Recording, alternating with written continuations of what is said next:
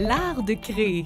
Comment arrive-t-on à transformer une simple idée en un succès populaire? Et quelle est la recette pour passer de la page blanche à une histoire passionnante? C'est ce dont discutera notre duo de diplômés universitaires au parcours inspirant. Bienvenue à Au-delà du diplôme.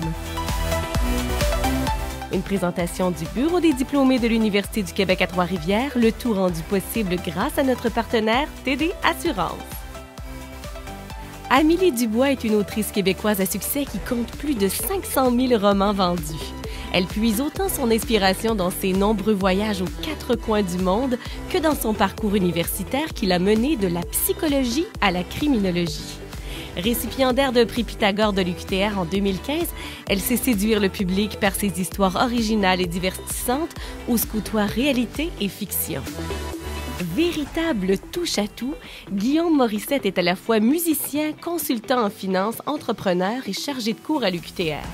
En 2013, il ajoute un titre à son CV en devenant romancier et connaît un triomphe instantané. Polymathe et membre de Mensa Canada, il incarne la douance et la polyvalence, deux aspects qui l'aident à s'accomplir avec succès. Écoutons notre duo nous présenter leur parcours respectif et les chemins qui leur ont permis de devenir auteurs.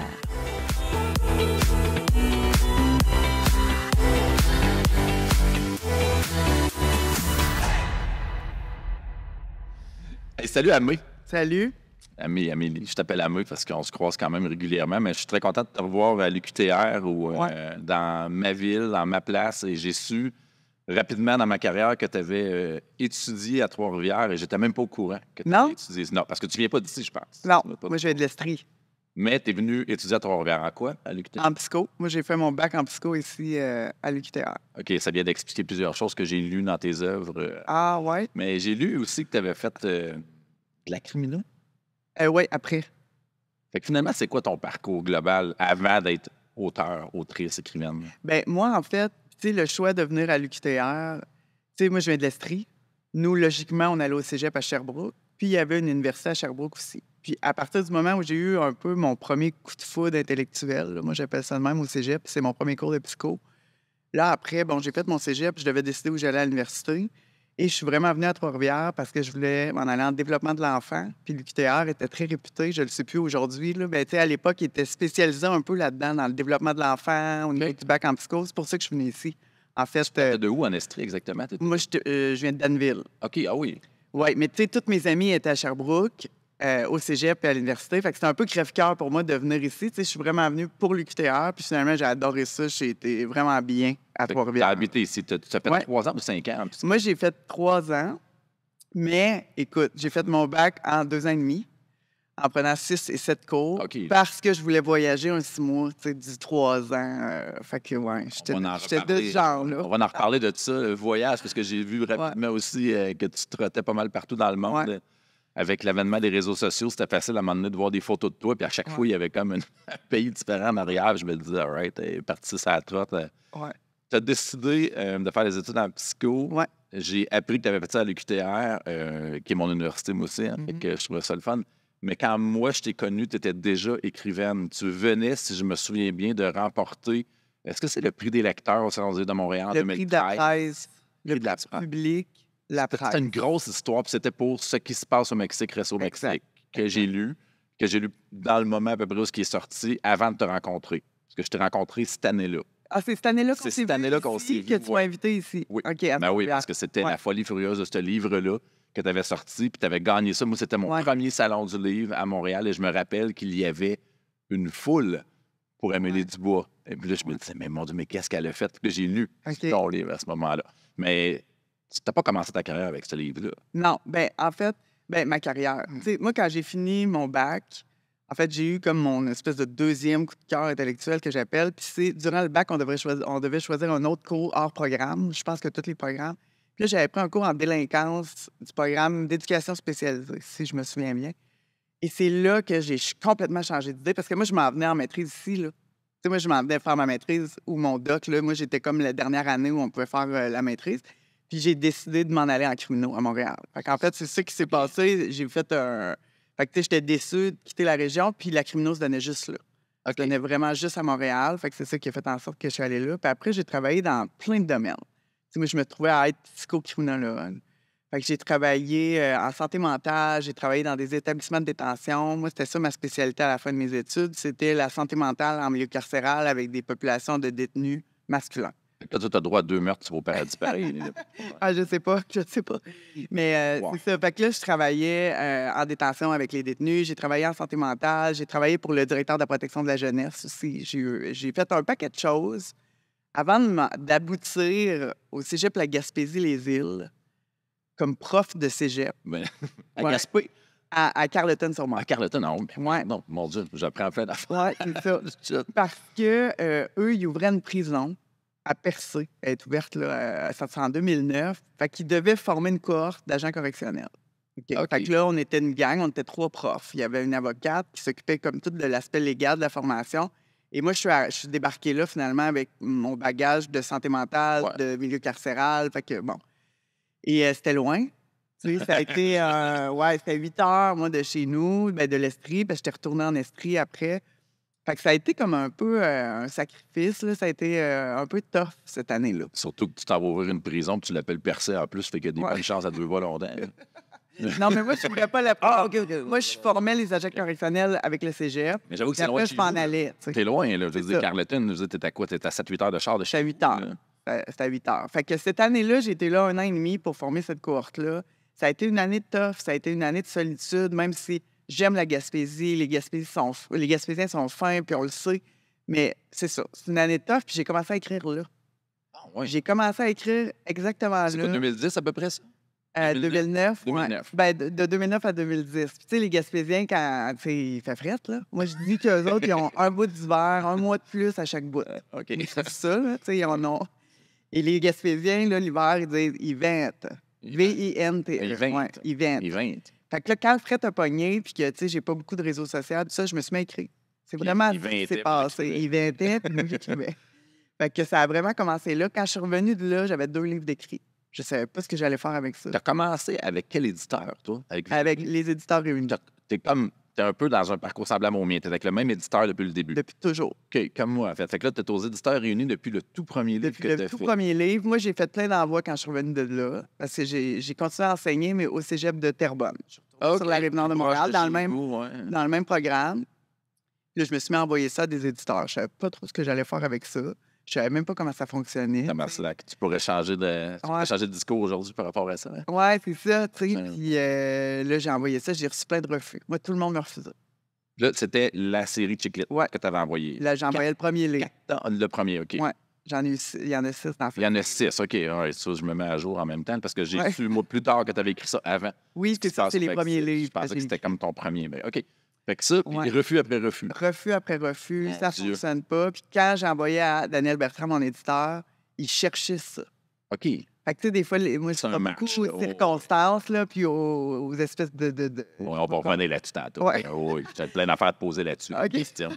Fait que Ouais. lui, il cherchait ça, puis tu sais, au point où il m'a dit, écoute, Amélie, j'allais le demander quasiment en commande OK, à des fait que auteurs. t'es débarqué là. Ben, avec ça. Fait qu'il a dit, OK. écoute, je te signe ça, 3 livres, puis ça a commencé. quel genre de succès est arrivé avec parce que je sais c'est quoi la différence entre certains types de succès. On Ouais. peut avoir un grand succès en vendant 100 quelques livres dans un créneau spécial. On peut Ouais. en avoir un mitigé avec 3000 livres dans un autre créneau, mais dans la Chick-Lit, c'est quoi un succès au départ? Est-ce que ça a été tout de suite reçu par le public comme étant bon Non, moi, j'ai commencé à vendre un peu à mon 4e roman. dans la même série toujours? Non, c'était un autre. C'était un hors-série. Moi, mon premier succès littéraire, c'est mon roman Oui, je le veux et vite. Oui, OK, Tout oui, seul. je me souviens du titre. Oui, je me Oui, rappelle du titre. Oui. tout seul. Puis c'est ça, un succès littéraire, c'est quoi? C'est à partir du moment où je sais que mon éditeur il avait fait un tirage de... je me souviens pas si c'est 2000 ou 3000 exemplaires. On en reparlait tantôt des tirages, parce que moi, j'ai vu tes tirages live quand je suis arrivé à Ouais. Louisville, vous avez tout capoté. Mais tu sais, comme 2-3 000 exemplaires. Et là, tu sais, un succès littéraire, c'est quoi? Il n'y a aucune publicité, moi, qui est faite. Je suis pas connue. Tu sais, je continue à travailler à temps plein à ce moment-là, au cégep. Je suis toujours prof. Et là, c'est l'éditeur qui m'écrit, écoute, Amélie, on ne sait pas trop ce qui se passe. On réimprime. Là, tu dis, on réimprime. C'est ton 4e livre, là. On réimprime quoi? C'est ton 4e bouquin à ce Ouais. moment-là. Fait que tu n'as jamais vécu une réimpression encore. Non. Et là, on réimprime combien? Tu sais, en fait, une réimpression, c'est ça qui nous intéresse. Ben oui, tu sais. c'est sûr. 1000. Tu veux pas pilonner non plus, tu sais. Non. Fait que tu veux pas te Exact. ramasser avec Exact. des retours de libraire. Puis... Oui, c'est ça. Fait que ça commence comme ça, là, puis un autre courriel. Amélie, on réimprime 1000. Hein? OK. 1 million après 1000. Ben voyons, on s'est rendu à 10 000. Wow! Ça, c'est vraiment ce qui se passe au Mexique, là. Oui. Mais voyons donc. Ça veut dire que comme tu avais si ça déjà fait- un succès quand même. Un petit peu. Mais tu sais, à l'échelle de, c'est ça. Mais tu n'avais pas de comparable. Je veux dire, tu n'as pas vraiment de comparable au Québec. Moi, quand je pense à Chick-Lit, auteure québécoise, autrice, whatever, je vais dire auteur tout le long, puis je vais le regretter après, là, mais tu es la référence pour moi. Je sais qu'il y en a plein. Je sais qu'il en existe sûrement d'autres avant toi aussi, mais j'ai pas le réflexe d'avoir leur nom en tête. Ben, il y a eu Raphaël Germain qui avait fait, là, elle a fait plusieurs romans, dont, tu sais, je me souviens, Gin Tonic et Concombre. C'est avant toi? Soutien-gorge rose. C'est quelque avant? chose. C'est Oui, avant. Ah, ouais, oui, OK. puis pas mal avant. Plusieurs années avant. Ah, tu vois, vraiment. moi, ça aurait été quelque chose que j'aurais perdu. Once to be a millionaire, je perdais avec. Ouais, ça. c'est ça. J'aurais répondu Amélie Dubois. Mais il y a eu un long laps de temps entre elle et moi, en fait. Fait que je pense qu'il y a eu cette espèce de trou-là au niveau de cette littérature-là. Puis là, moi, je suis arrivée, puis ça a bien fonctionné. Là. Fait que c'est ce qui s'est passé. C'est le début, mais Ouais. oui. Parce que moi, c'est que les gens sachent, quand moi je t'ai rencontré, j'étais dans la Société des écrivains de la Mauricie. J'étais un nouvel auteur qui venait d'avoir un succès critique favorable. Bas, favorable, on va dire. Oh, On ouais. mettra des chiffres là-dessus plus tard. Mais on m'avait dit, hey, on fait des midis littéraires, il faudrait que tu demandes à quelqu'un de le faire avec toi. Puis je m'étais dit, hey, think big, hein? Je dis, j'ai pas envie de faire ça avec quelqu'un qui a rien à dire. Tu sais. Puis je me suis dit, pourquoi pas aller chercher une fille qui vend en malade? Tu venais d'avoir un succès critique de fou. Je dis, je demande à Amélie Dubois, tu avais dit oui tout de suite. J'ai dit, hein? Là, j'avais répondu au CA de la SEM. J'ai dit, elle a dit oui. Fait que là, je fais mon midi littéraire avec toi. J'avais vendu, je pense, écoute, 300 livres dans ma carrière. Tu approchais 200 000. Ouais. Je capotais. Je disais, ça va être le fun au bout. Moi, je savais que j'allais apprendre de quoi. Et là, tu es venu au midi, salle. On était où? À Je m'en souviens. la Maison de la Culture. Centre-ville, ouais, Ouais, c'est t'as fait ça. ça de la Culture. Puis je capotais. J'étais là, il m'a posé 1 million de questions. Moi, là, elle, c'est sûr, j'avais plein de choses à. Et tu n'étais même pas encore au début de ta carrière, on dirait, tellement Ben, qu'après c'est ça. comme ouais, le début lent, là, mais tu sais, j'ai pas eu un succès instantané là, comme dans le premier roman ou le deuxième. Là. Il y a eu quand même plusieurs années. Et là, maintenant, tu parcours le Québec. Tu es rendu à 17 romans d'écrits. Ouais. Tu as étendu ta sphère rapidement. Mettons, si tu fais juste me dire les quelques créneaux dans lesquels tu écris maintenant, on sait qu'il y a la Chick-Lit, il y a eu la série Ce qui se passe, on a Ouais. eu le Mexique, on a eu le Congrès, on a Ouais. eu Vegas, on a eu Cuba, Ouais. On a eu le camping récemment. Là. le camping, oui. Ouais. Et là, tu as aussi toute la dernière batch qui est La foi où. Ouais, la série de La fois où, qui est de l'autofiction. Tu sais, moi, je fais, en fait, pour résumer tous ces livres-là, là, tu sais, moi, je fais du roman humoristique. Moi, je dis ça. Je fais pas de la comédie romantique, je fais vraiment du roman humoristique. Donc, différents tons d'humour, peut-être, mais ça reste, là... ça reste que, comment je décris ce que je fais. C'est la Honoré de Balzac, la comédie humaine 2023 du Québec. Hey, cool, je suis content d'apprendre ça. Nice. Guillaume, Amélie, toi, tu viens d'ici. moi, j'ai dit Moi, je connais pas ton parcours. Puis tu sais, je sais même pas en quoi tu as étudié ici à l'extérieur. Là. Fait que là, il faut rewinder un peu. Je vais regarder mon relevé de notes pour voir. Ouais, c'est ça. Ben, t'as emmené ça? Non? Non, Ah. non, mais. non, non. Mais explique-moi ton Mon parcours. diplôme. Je sais même- Puis en quoi tu as étudié, puis ce qui se passe, en fait. Moi, je voulais étudier en sciences, fait que j'ai fait des demandes pour partir étudier à l'extérieur en astrophysique. Je l'ai OK. étudié en sciences. J'aurais voulu faire ça. Puis j'avais fait des demandes, j'avais été accepté dans certaines universités pour ça. Puis finalement, il n'y a rien de cela qui est arrivé. Je me suis ramassé à l'UQTR en mathématiques, OK? informatique. Je suis venu étudier ici dans un groupe de monde avec qui j'avais aucune affinité. Aucune. J'étais pas le geek eux savaient coder, eux ils savaient tout. Moi, j'apprenais à OK, vitesse. J'apprenais à vitesse de la lumière, là, mais eux autres, ils étaient déjà rendus la lumière. Là. Fait que je me sentais pas à ma place, je filais pas, je me disais, mais qu'est-ce qui se passe avec moi? Il y a quelque chose qui marche pas. J'ai fait 2 ans, j'ai tout lâché. Je me suis laissé pousser les cheveux jusque-là, j'ai fait un album Ouais. de musique. J'étais allé étudier en musique. J'étais allé... Si, toujours. Non, j'étais allé à Montréal avec un OK. programme de partenariat. J'étais allé à McGill avec un partenariat avec les QTR, qu'on pouvait faire créditer des cours là-bas. OK. Je me suis ramassé là-bas pendant 1 an.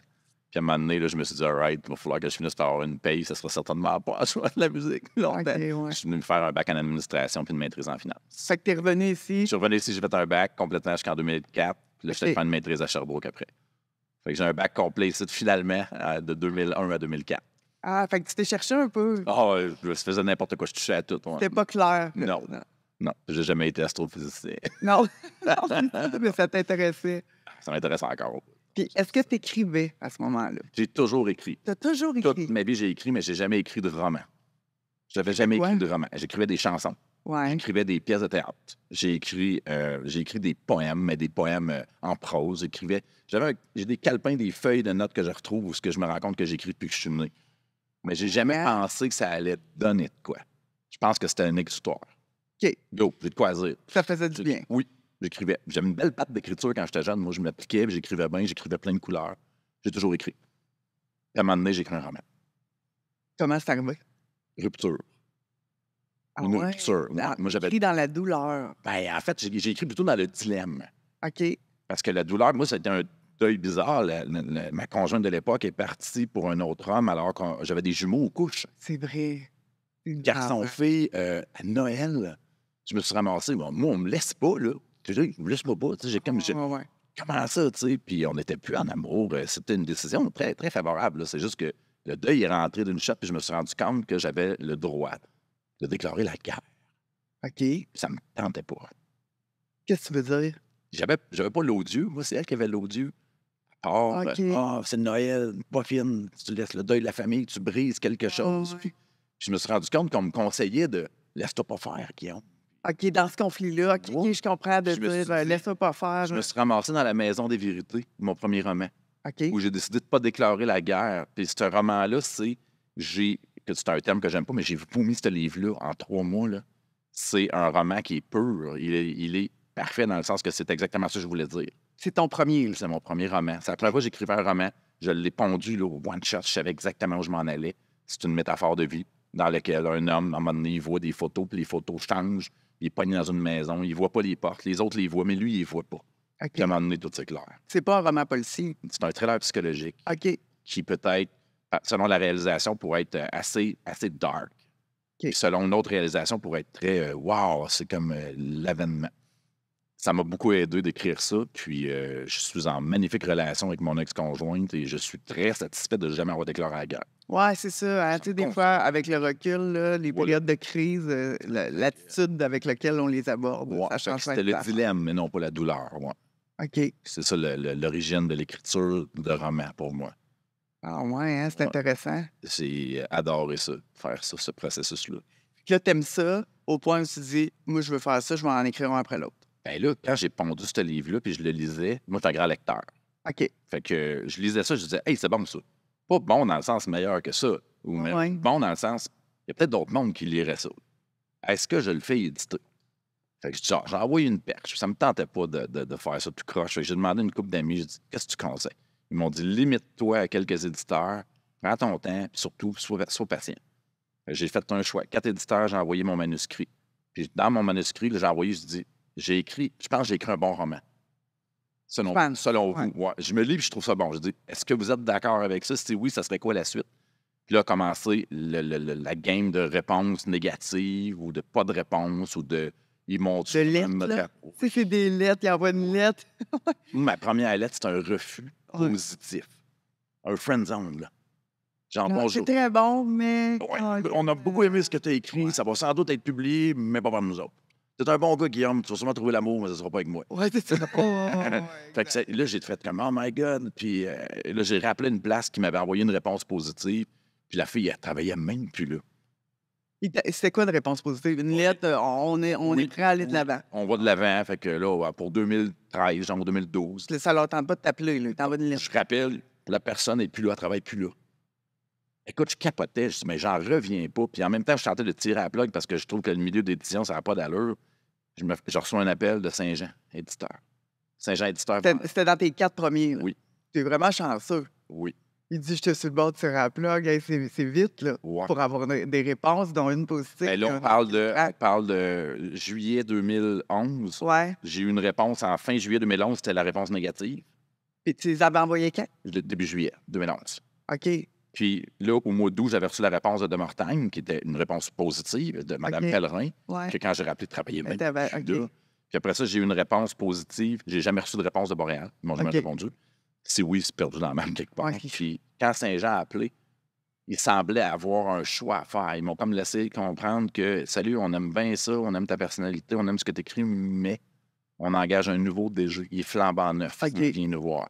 Lui va avoir un choix à faire. On va le laisser donner son... Pourrais-tu nous enligner sur qu'est-ce que tu nous apporterais, toi, comme auteur, mettons? J'ai dit, ah ouais, si vous m'ouvrez cette porte-là, vous êtes mort. parce que vous me faites penser que j'ai de quoi avoir là-dedans. Et là, je vais vous donner tout ce que j'ai. OK. Puis là, j'ai dit, moi, j'embarque. Combien? Je dis, combien il faut en vendre? C'est quoi le point mort? C'est quoi vos coûts? Combien de temps ça prend? Qu'est-ce que vous avez besoin? Là, voulez-vous un autre roman? C'est moi, je suis en train d'en écrire un autre. T'es business, hein? Oui, mais c'est parce que, Chris, tu fais pas ça pour les yeux, puis les seins, puis les fesses. Tu fais ça parce qu'ils vont vendre des livres ou ils vont les piloter. Ouais. Fait que t'es business dans un sens. L'époque où t'es dans une grotte, puis ils viennent te chercher, puis ils te scrapent à appel pour que tu sortes, c'est fini, ça. Ça n'existe plus. Combien de romans policiers tu vois quand tu vas dans une bibliothèque, dans une librairie, dans un salon du livre? Il y en a 10 000. Pourquoi t'achèterais Guillaume Morissette si tu m'as jamais lu? Ben, on va se faire de quoi de cool, une image quelconque. Je vais aller dans un salon, je vais me promener, je vais être sympathique avec le monde. Si t'aimes pas ce que j'écris, de toute façon, tu ne l'achèteras pas 2 fois. Non, c'est ça. Hein? Bon. On n'a pas vraiment le contrôle. Non. Fait que, tu sais, je me suis dit, si pour la porte d'entrée, c'est la seule affaire qu'il faut que je fasse, c'est de te convaincre que moi, j'ai cette personnalité-là, on va le faire. Fait que business, oui, il y a un temps pour écrire, il y a un temps pour vendre le bouquin. Puis l'éditeur, lui, ben, c'était pas mon ami. C'est un partenaire d'affaires. Là, c'est rendu des amis. Ben, ça fait longtemps. Mais ils ont dit de trouver fonceur. Ils ont dit faire Colin, lui, c'est ça. Fait que ça leur a donné quelque chose, puis ça a fonctionné. Moi, je pense encore aujourd'hui que ça fait partie de toute cette chimie-là du départ. Ça a été Guillaume Fonce, eux autres, ils avaient besoin de quelqu'un qui arrivait. Tu sais, ta synchronicité que tu parlais tout à l'heure. Là. Ouais. Puis Jean Paré, le gars que je parlais, le DG, est encore là aujourd'hui. OK, c'est le même. C'est Jean. Oui. Jean m'a monté from scratch depuis le début. Là. Fait que, tu sais, on a un très beau parcours ensemble. Puis là, après ça, t'as dit, OK, je vous en écris un autre. Et il était déjà écrit, en fait. Parce que quand, dans le moment où j'attendais les réponses, j'ai écrit L'affaire Mélodie Cormier. Quand Jean a su que j'avais écrit un deuxième roman, il dit, ben là, je vais le lire. Fait qu'il a eu la chance de lire L'affaire Mélodie Cormier avant même que La Maison des Vérités soit sur le marché. OK. Fait que là, il savait qu'il y avait une suite. Pas une suite dans le sens que les livres se suivent, mais dans le sens qu'il y a un après. OK. Fait qu'il savait qu'on faisait quelque chose. Puis quel genre tantôt, on parlait de succès un peu, puis comment ça a fonctionné ton premier livre, tu sais, par rapport aux ventes, par rapport à tout ça, t'étais-tu content, t'étais-tu déçu? On a fait imprimer 700 de La Maison des Vérités, puis il m'a dit, Guillaume Morissette, il dit, vendre 1000 livres au Québec, c'est bien dur. Oui. Bien difficile. Fait que fais-toi pas trop d'idées. Il dit, la gestion des attentes, c'est la pire chose. Il faut que tu fasses bien attention. Fait que j'ai dit, je vais t'en acheter 500. Il dit, pourquoi? Ben, je dis, je vais t'aider à les vendre. Parce que moi aussi, le monde, je connais du monde maudit. Ils vont sûrement dire, il est fin, on va y en acheter un. Ouais. Fait que j'achète 500 livres. Il me rappelle au bout d'un bout, pas longtemps après, il dit, il te reste encore des livres? Puis tu vois, il dit, tu veux-tu nous les revendre? Parce que là, on aurait besoin, nous autres, de notre bar, parce que ça se vend. Fait que on s'est pas rendu à une réimpression, mais on a écoulé les livres. OK. Puis La Maison des Vérités s'écoulait bien, puis L'affaire Mélodie Cormier est sortie. Oui. Puis là, ça a gagné des prix. Oui, c'est ça. Hein? Fait que là, ça m'a mis vraiment sur la map. 2 à Saint-Pacôme, finale à Cognac en France. Puis là, je suis comme arrivé dans le marché à cause de ce livre-là. OK. Là, ça a été un succès favorable. Où là, on a dit, OK, combien qu'on en fait imprimer? Parce qu'il faut les vendre, ces livres-là. Fait qu'on était à je ne sais plus combien de réimpressions de L'affaire Mélodie Cormier. C'est ça, livre-là qui a... Fait que ça a bien fonctionné quand même rapidement, dans ton cas. Oui, j'ai été chanceux. À date, j'ai des bons... mais tu sais, quand on compare les chiffres, on s'amuse à comparer les chiffres pour vérifier le marché, tu sais, comment ça marche. Puis, tu arrives à 1,5 million de ventes, je crois, de livres. Un peu plus, T'imagines-tu comment c'est de livres? Comment c'est gigantesque, tu sais? Moi, j'arrive pas là encore. Quand m'arriver, tu souhaites à 2, tu sais. Quand maintenant...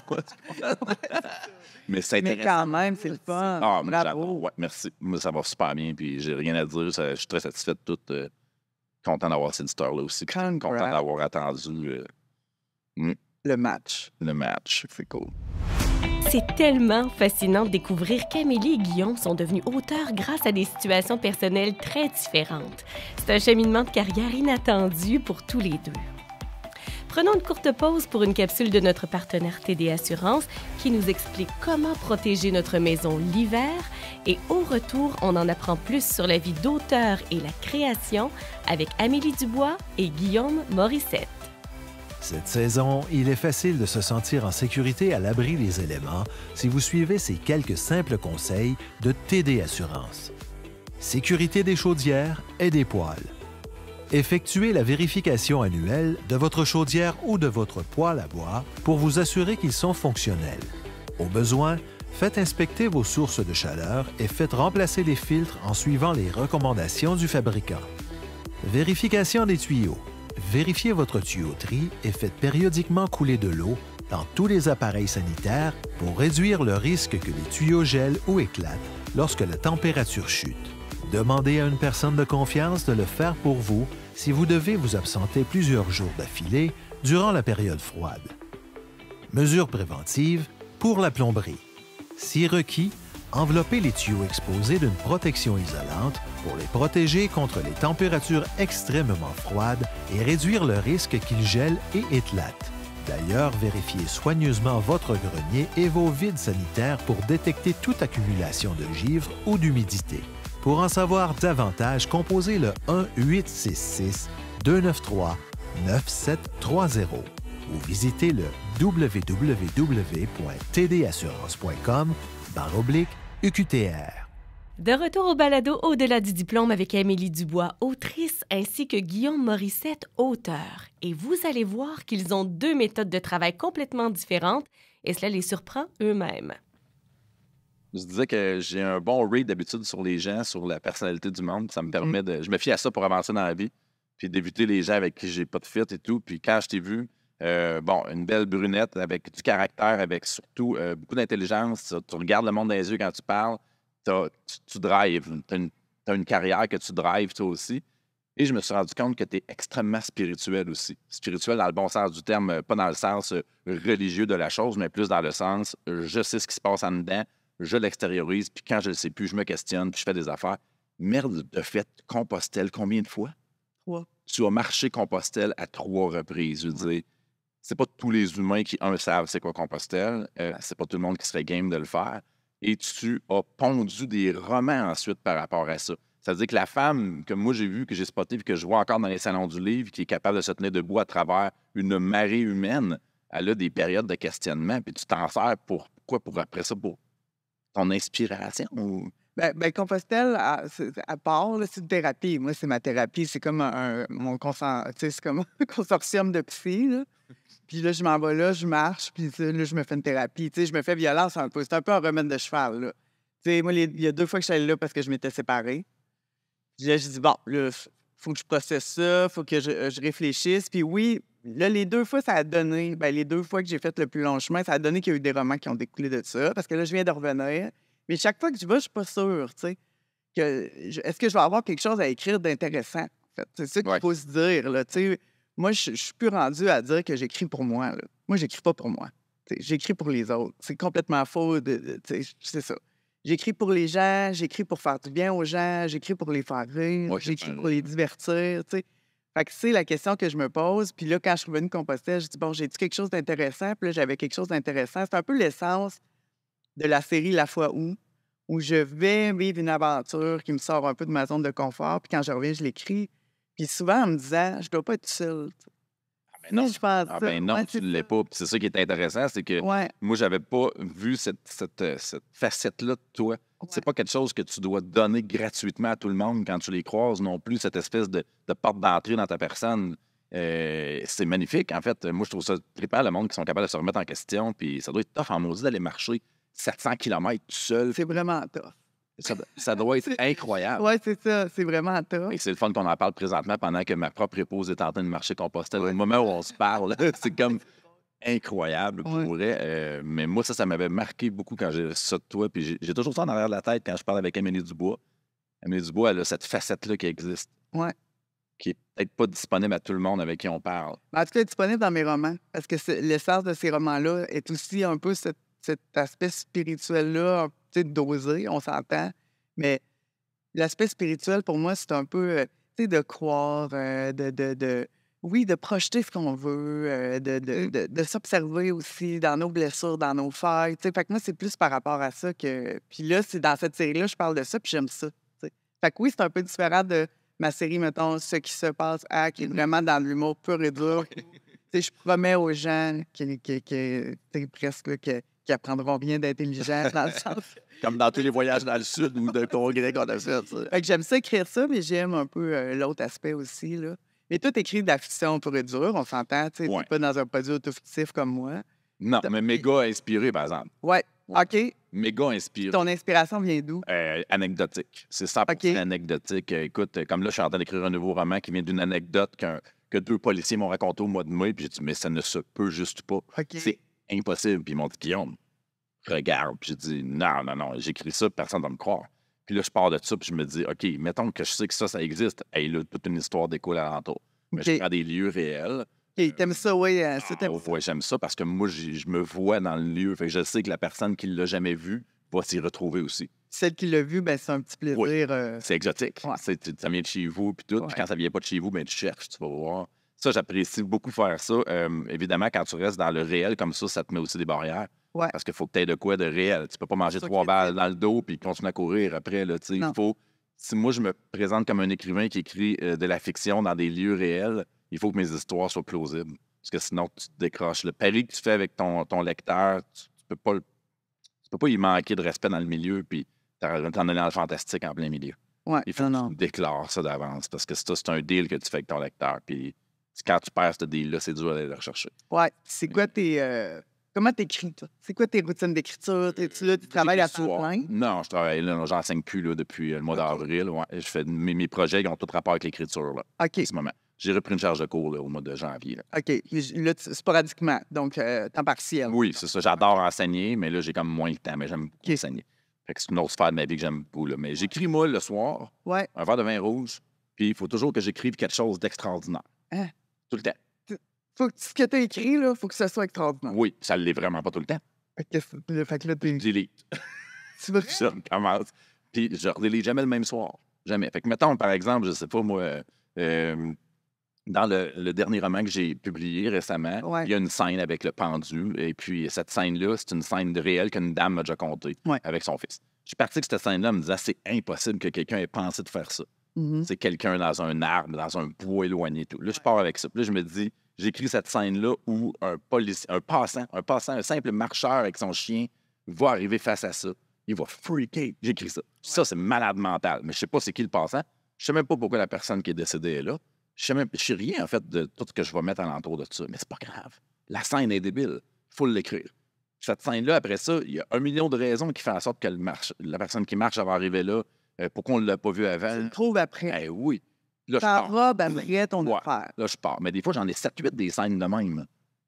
Fait qu'après ça, ben là, il faut qu'extraordinairement, je les mette ensemble. Eh mon Dieu, Oh. juste de t'entendre, je suis pas bien.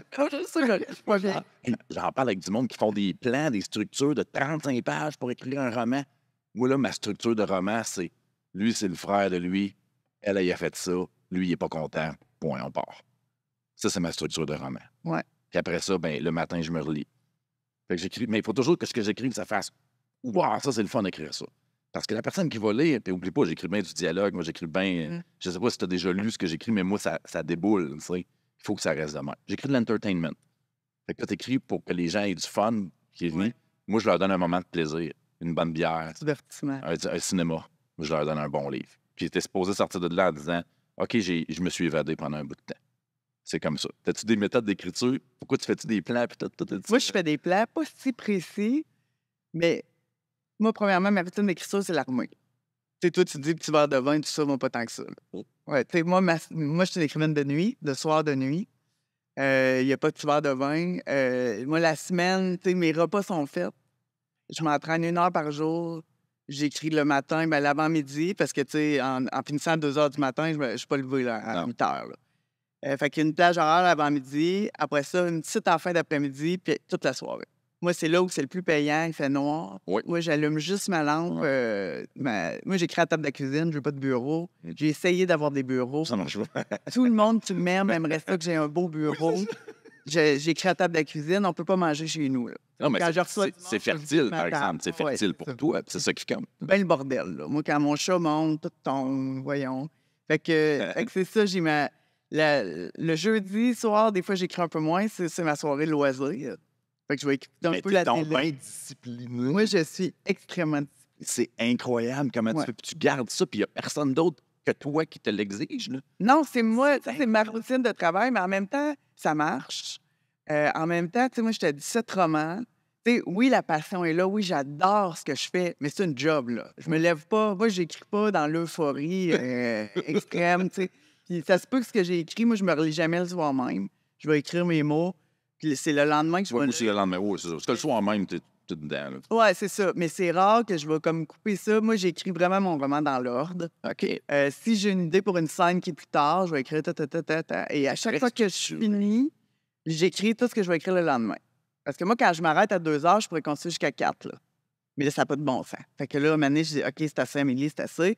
Fait que là, je vais m'écrire, mettons, fait que là, la scène, mettons les scènes que j'ai à écrire demain. Il rentre chez eux, il sait pas, elle l'appelle, il répond pas, ta. Là, je m'écris en rouge, en dessous, tout ce que j'ai à écrire le lendemain, parce que je perds, sinon, tu sais, moi... Le fil, ouais. Oui, puis là, c'est riche, là, à 2 heures du matin. Là, fait que là, oui, c'est ça. Fait que là, après, là, je vais me coucher, puis le lendemain, je reprends ça. J'ai déjà mes notes où je pars. Ben, Je voyons. continue à écrire. Es-tu d'accord qu'on poserait cette question-là à tous les auteurs qu'on connaît? Il n'y a pas un institut qui répondrait à la même affaire. Ah, non, non, non. Moi, Tu sais, il y a je- des auteurs super tôt, hein. Il y a du monde qui se lève à 5 heures. Amélie Nothomb, là, elle écrit 3 heures par jour à partir de 5h30 le matin. Ben, Bon, Stephen King, 6 pages par jour, toute sa vie. OK, Fête, Noël, il a déjà dit, moi, j'écris 6 pages. tous les jours. Il écrit le soir ou le matin, lui? C'est pas? Il avait l'air à dire qu'il ne prend jamais de congé. OK, OK. Mais 6 pages, je ne sais pas combien de temps ça dure. Ouais. Des routines d'écriture, c'est quelque chose pareil. Là. Ouais, Moi, ouais. j'ai encore des idées dans ma tête quand je parle avec des gens qui me font comme il faut absolument que j'aille écrire cette scène-là, c'est trop débile. Mais Ouais. je le vois dans ma tête, tu sais. Fait que Là, tu prends-tu des notes? Moi, je prends des notes audio. ouais, mais ça, j'ai commencé ça à cause de David Goudreau. Je l'ai vu OK. passer à un moment donné. Il se promenait avec son petit enregistreur. Qu'est-ce que tu fais là? Là, il fait comme, ah, ça, c'est bon. Là, puis je dis, Ouais.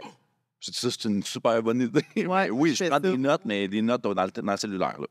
Ouais. Mon cellulaire, puis là, je me prends une petite note, Ouais, mettons, c'est ça. une petite phrase, mettons, quoi, une idée. Ouais. Ouais. Mais, c'est très, très cool de savoir comment les autres ils font parce que tout ensemble, dans une retraite d'écriture, tu peux pas nous mettre dans la même salle. Là, fait que Ben, il y aurait du monde le matin, le soir, l'après-midi. c'est ça. Très discipliné. Wow. Moi, Je suis bien d'accord. Plus que moi, tu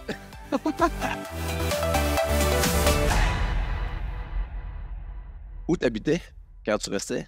Et boy, je Trois-Rivières? me souviens pas de la rue, mais c'était en face de l'autre entrée, pas des Forges, mais Sainte-Marguerite, ça. En bas de la côte, hein? non, en descendant pour entrer le pavillon principal. La rue Père-Daniel.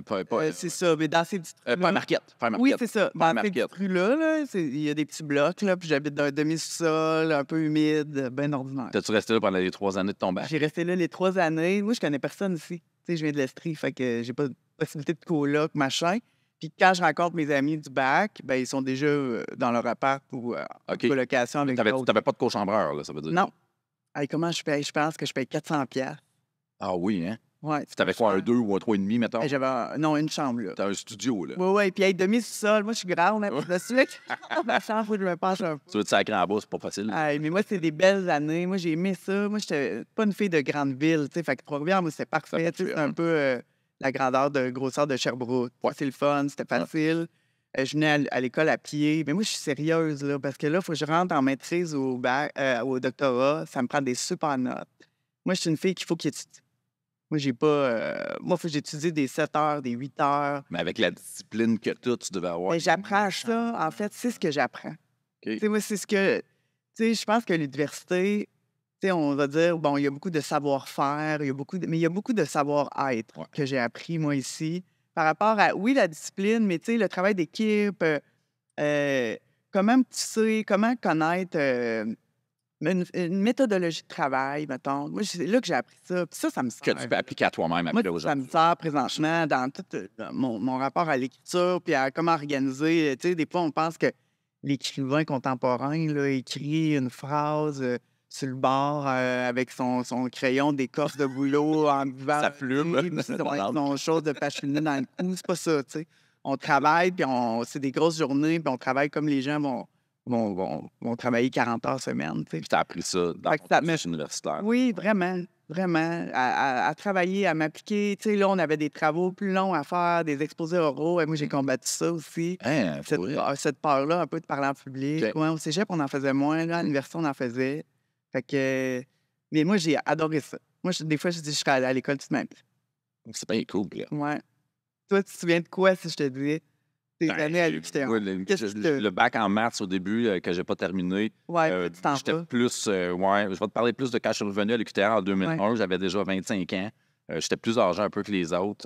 À ce moment-là, moi, je me suis rendu compte que j'étais venu sur la Terre pour communiquer avec les gens. Moi, j'étais un vulgarisateur. J'étais un enseignant dans la vie. Je peux t'expliquer des choses qui sont insane, mais si dans ma tête, c'est clair, ça va le devenir pour toi. Puis m'a trouvé de meilleure façon de le faire. En étant président de l'asso étudiante, je gérais du monde. J'étais un gestionnaire. Je tripais sur les humains.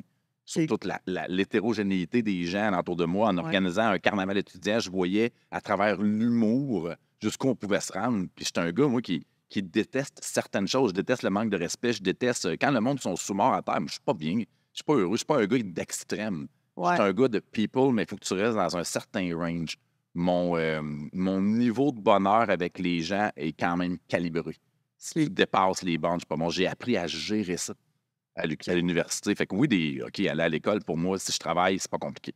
Je vais avoir des bonnes notes. Si je fais mes affaires, je suis un gars qui est ponctuel, je suis un gars que je m'habille, je me lave, je parle anglais, français. Avais-tu besoin d'étudier beaucoup? Pas beaucoup. Non? Pas beaucoup. Certaines affaires plus que d'autres. Pas ça.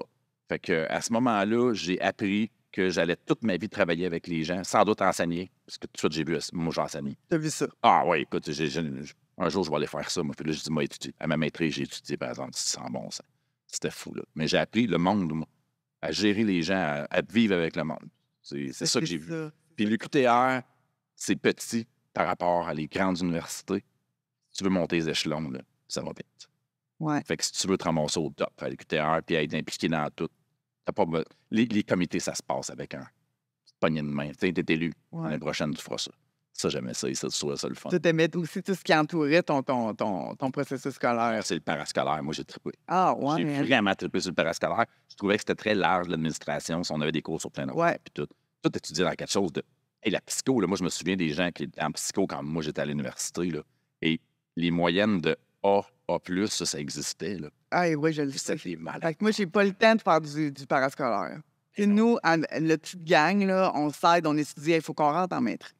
C'est ça notre objectif, là. Fait que, tu sais, moi, c'est les notes, l'étude. Tu sais, je suis pas allé tant que ça à l'Utrecht, là.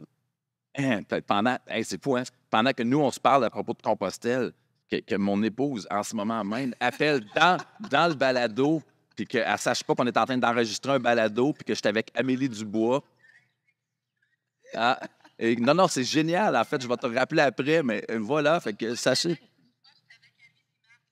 Annie puis Marc, les Québécois. Bonjour à tout le monde. Bonjour. Mon épouse qui est au Portugal en ce moment, voilà. Bye, là.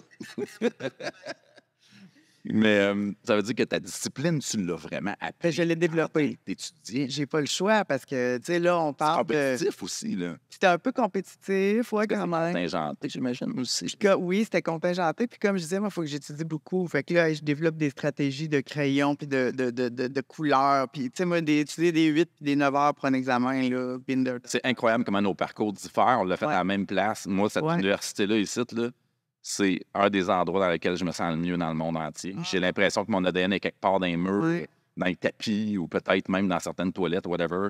Puis je suis très, très content d'avoir fait mon parcours dans ma ville. Ouais, c'est cool. Ouais, mais moi, je suis contente, mais c'est comme si, contrairement à toi, que ton parcours, c'est comme s'il est très, très, très élargi. Moi, c'est la bulle de psycho. Avec ce monde-là, on est tout le temps ensemble, mais c'est trippant, là, en bas. Michel... Oui, mais on est là, je suis juste là, mais écoute, je suis heureuse. L'UQTR, c'est pour tout le monde, finalement. Oui, c'est ça. Même si tu viens de Danville, c'est à 116, tu peux quand même venir étudier. Merci à notre duo d'invités, Amélie Dubois et Guillaume Morissette, pour cet épisode du balado Au-delà du diplôme. Et j'espère que cela vous a donné le goût de lire leurs livres, si ce n'est pas déjà fait. Merci également à la Galerie d'art R3 de l'UQTR de nous avoir accueillis pour le tournage. Et pour en savoir plus sur les expositions à venir, consultez leur site web au www.uqtr.ca/galerie.r3. Pour proposer des sujets ou des invités pour nos prochains épisodes, écrivez-nous à l'adresse diplôme@uqtr.ca. Et pour toute information sur l'Université du Québec à Trois-Rivières, consultez notre site web au www.uqtr.ca. À très bientôt pour un prochain épisode d'Au-delà du diplôme.